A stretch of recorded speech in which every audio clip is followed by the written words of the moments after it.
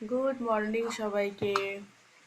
এখন বাজছে সকাল 10টা আর খুবই বৃষ্টি পড়ছে। গত 2 দিন ধরে আমার শরীরটা খুব একটা ঠিক না, সর্দি কাশি জ্বর সবই আছে।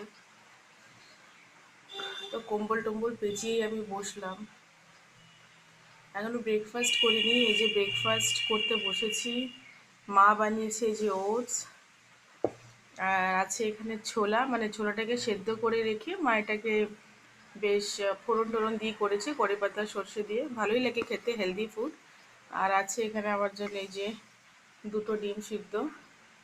তো এই মিলিয়ে মিশিয়ে খাচ্ছি। তোমাদের হয়তো ব্রেকফাস্ট হয়ে গেছে। আর এটা খুবই হেলদি ব্রেকফাস্টটা, সকালবেলা এই কম্বিনেশনটা খুবই ভালো।